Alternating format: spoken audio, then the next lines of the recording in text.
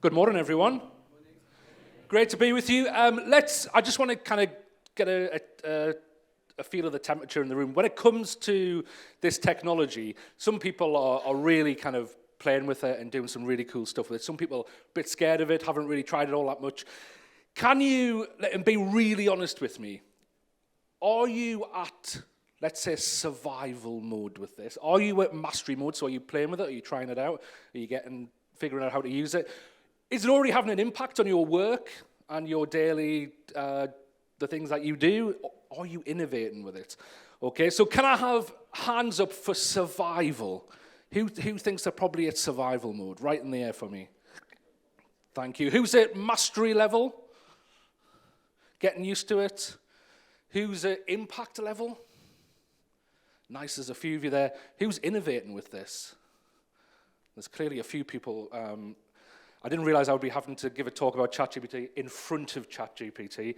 So this is a bit nerve-wracking.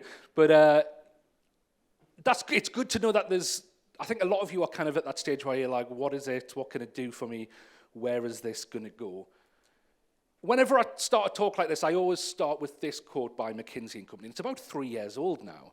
And they said that we're going to see more technological progress in the coming decade than we have done in the last 100 years. Now, that's a massive statement, isn't it? The last 100 years, we put humans on the moon, the internet was invented, and then the iterations of the internet, what we have today. Probably the most technologically progressive 100 years in the whole of history. And we're going to get that in more in the next 10 years.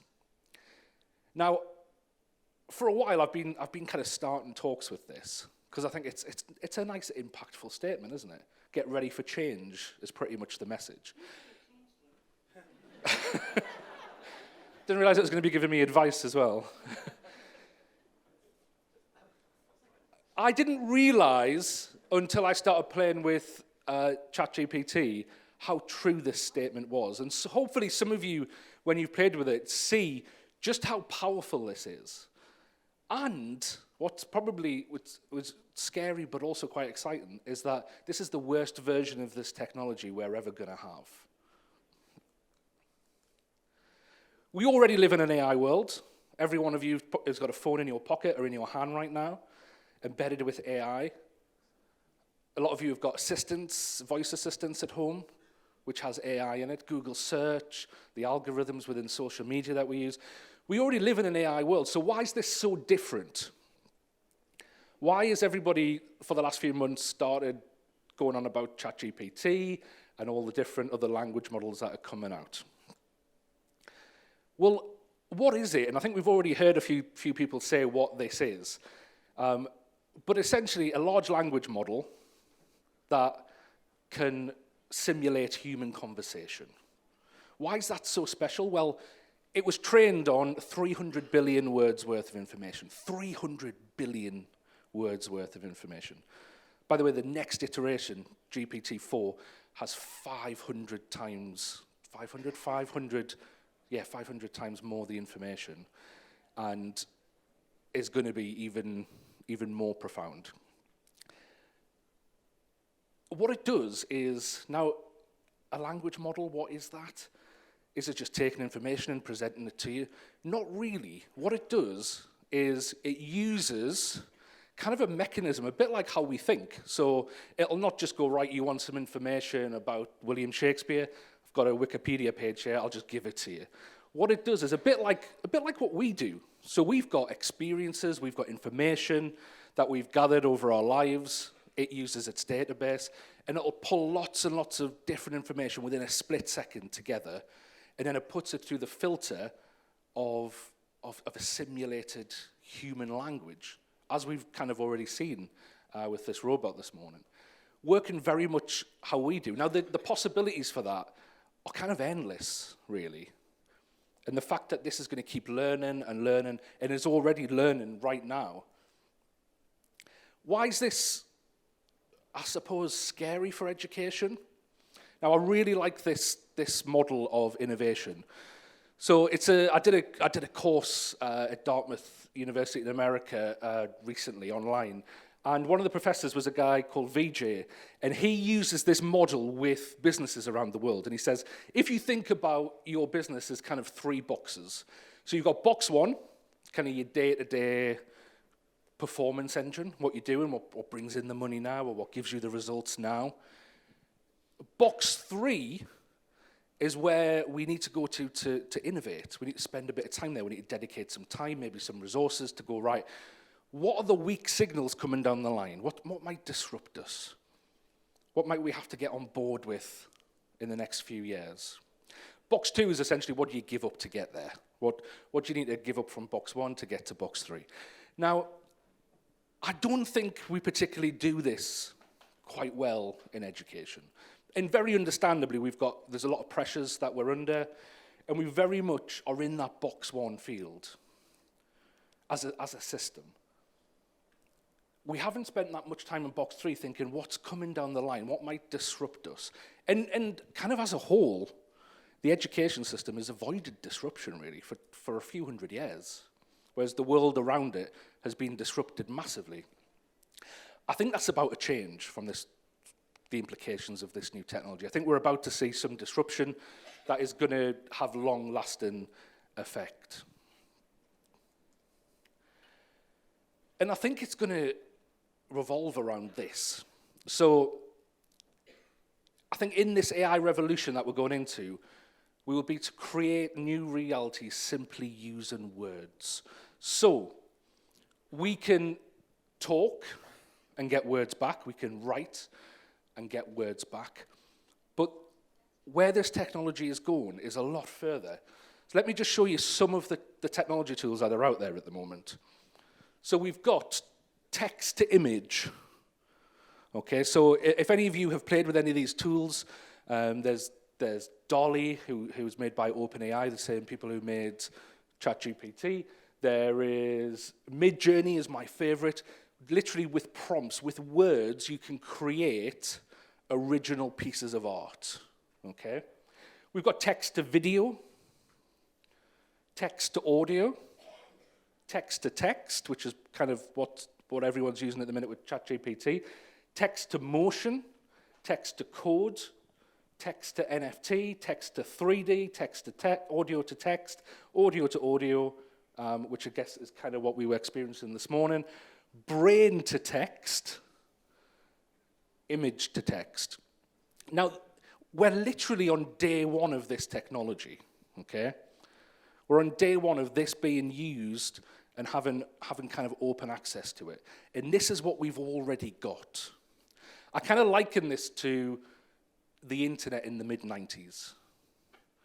There was a lot of early adopters playing with the internet in the mid-90s. Nobody could have imagined that just over 10 years later, Steve Jobs would have been announcing the iPhone, 2008. How far we'd come in 10 years. I think we're going to see even faster revolutions based on this technology. Because it has a compounded learning. The way it learns is going to be a lot faster, and it's going to learn in a way for us, and we're going to find implications for it that it's almost going to come up with itself. So, and I was talking Melissa, who couldn't be here today, she was going to be talking on the metaverse, and they're looking at tools at how with a VR headset on, in the metaverse, you can literally, using this technology, talk new worlds into existence. You can walk into a blank space and say, create a sky, create a room, make the walls blue. And instead of having to code it in or to use a platform and build the skills to do it, words are going to help us to create. Now, that might be scary for some people, but I think it I've been using the phrase, it democratizes creation, really. And it makes it accessible to a lot more people. This is something I used Midjourney, and I essentially typed in an AI robot revising for an exam, and this is what it came up with. So just to give you the quality of somebody else who plays with Midjourney, these are unique pieces of art that this has created just simply through prompts. And by the way, these faces have never existed. They don't belong to anybody. There's a great site called anyface.ai, I think it is, where you can go on and you can create a unique face that nobody's ever had using this technology. Can we get the sound on this? Lord Chancellor and was instrumental. Right, I'll go back. So I created this in under 10 minutes, all right, under 10 minutes. So I got ChatGPT to create a script for Henry VIII, to mimic Henry VIII. I then used Midjourney to come up with an image of Henry VIII. In fact, I was playing around, and as you'll see, I asked it for Henry VIII sat in a McDonald's restaurant, so just to see what it could do. Then I used an AI audio tool to create the voice, and then I put them together in another tool, which is an AI animator. In under 10 minutes, I've got no animation skills. Okay, I've got very little art skills. This is what it came up with. Wolsey, that Cardinal of York, was a trusted advisor and servant to me for many years. He served as Lord Chancellor and was instrumental in the administration of my kingdom. However, his failure to secure the annulment of my marriage to Catherine of Aragon was the beginning of his downfall. Additionally, his accumulation of wealth and power was seen as a threat to my own authority. For these reasons and others, I was forced to dismiss him from his positions of power. A lot of people ask, did I base that image on myself? I didn't at all. It's just a pure coincidence. And I don't know what it's done to his fingers neither. It doesn't tend to be great with hands. But, you know, when I say the democratization of creativity, this is the type of thing I mean, okay? Under 10 minutes, no previous skills, just logging into a few platforms, downloading and uploading, essentially is what that took, using AI, what's known as kind of AI smashing, brings different tools together. And remember, we're on day one of this technology. We're in the mid-90s of the internet era. What else will we create with this technology? And I'm just going to leave that there as almost like a question, really. What else are we going to be able to do? I think John mentioned the Internet of Things earlier. How's that going to develop? Once ChatGPT almost becomes the consciousness of the brain of the things that we have in our house, in our workplace.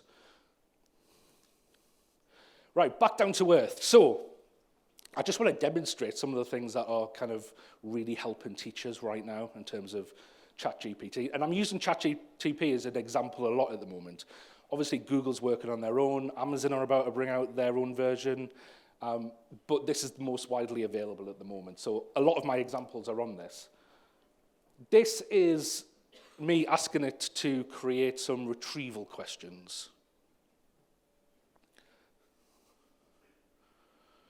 So you can see that this is real time as well, by the way. I speeded up me typing, but ChatGPT's response is real time. So literally a task that might take a few, like let's say 15, 20 minutes. When I was a teacher, I might have done this on my lunch break. Think, all right, I need to come up with some questions for a class this afternoon. Probably kind of tell insight into what kind of teacher I was there. But I could get my lunch back with this. I could get my break back. Next example.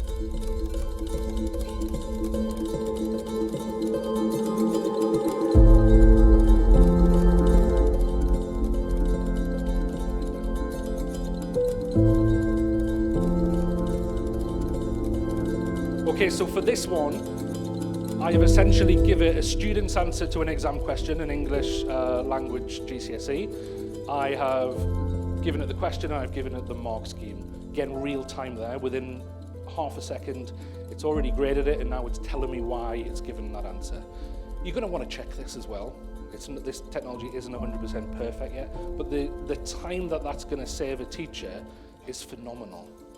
I know Rachel, who's up after me, is going to talk about some of the limitations here. So it's not all a utopian dream here. There are limitations, but hopefully you can see the impact that this can have. Another example. This is a creation of a full lesson. So something on a Sunday, instead of spending time with my family as a teacher, I would have gone into the office upstairs in our house, and I would have spent a few hours creating a lesson. Within the next 30 seconds, this is going to create a full lesson for me that I might want to tweak, I might want to jump in and change a few things, but the hours I'm going to get back as a teacher there. And I think I'm showing you these examples because these are the first impacts, I think, of this tool. The very first impacts. The time it's going to save teachers, the productivity element for teachers.